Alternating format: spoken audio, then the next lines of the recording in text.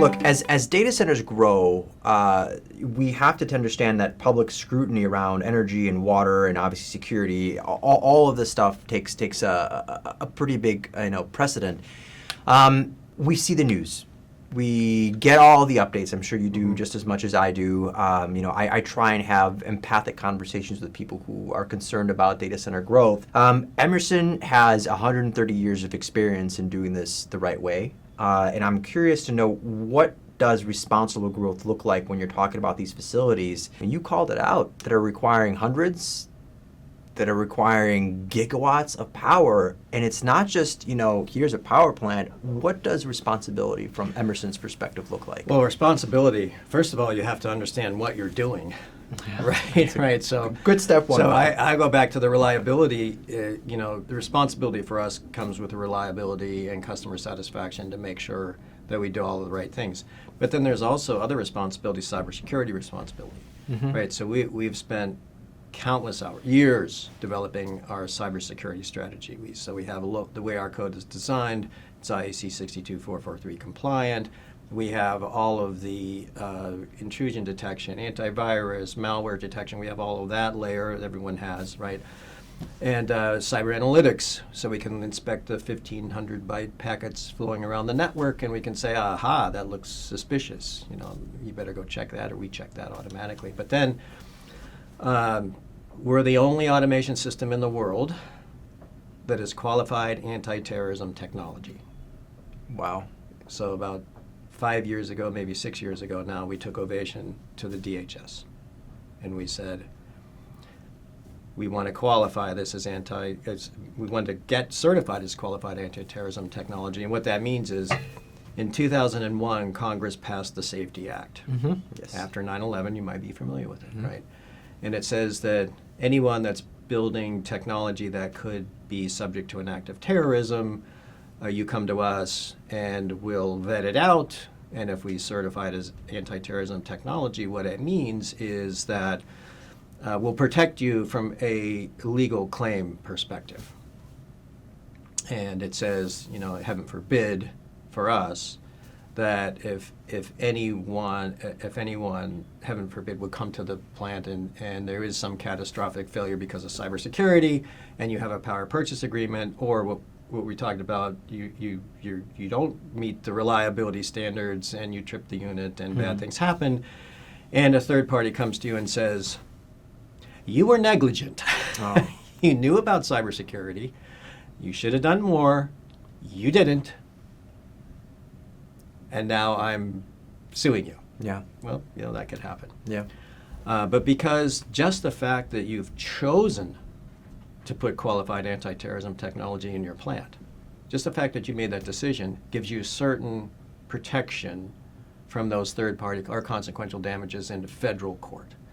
So if you think about our cybersecurity strategy, we have low-level operating system, 62443. We have the kind of the middleware, the cyber analytics, and then the final legal protection. That's cyber responsibility.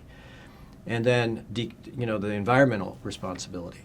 So decarbonization, what's other driving, not just data centers are driving the need for power, it's decarbonization. Yeah. We sort of forgot about that. Right.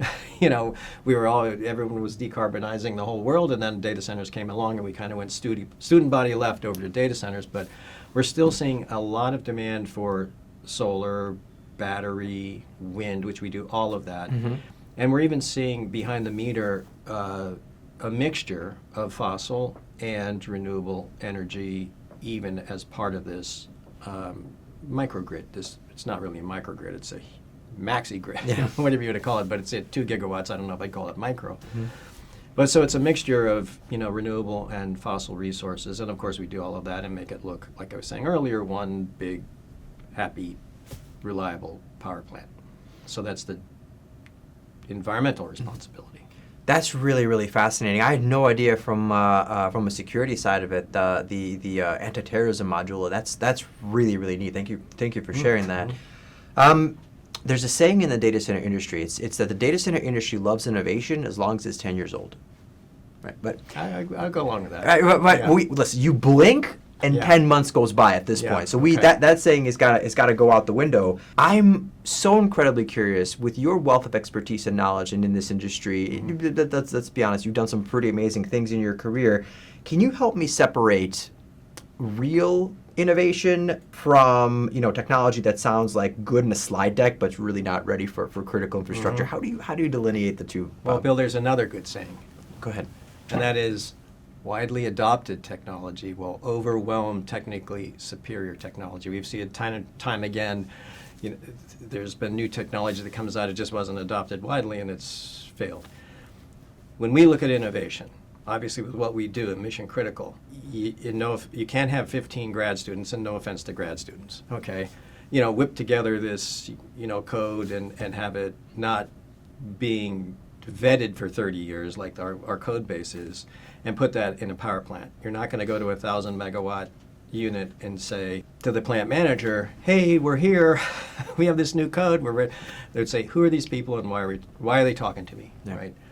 You have to have technology. It's okay to innovate, but you innovate with code, our own code. We're very careful to innovate within our code base, but then any third-party code that we use also has to be widely adopted with lots of hours of runtime, globally preferred, so that you emerge with this innovative system like I just described, creating this smartest person in the power plant. That's a very innovative, but it's also very reliable because the code that we've used to innovate is widely adopted. It's not a one of a kind. So the code coverage is phenomenal, right? It sounds like you don't want to necessarily jump on the first pretty speedboat that you see. Just make sure that boat can stay afloat before you hop on it. Yeah, and the code that we write, I always tell we have hundreds and hundreds and hundreds of software developers, and I tell everyone that the code that we want to write the difficult code. We want to write the code that no one else can write, or it's very difficult to write. And I believe that's what we've done over the years, in 130 years, because the kind of code that we have, there aren't too many people that can do what I've been describing for the last 35 minutes.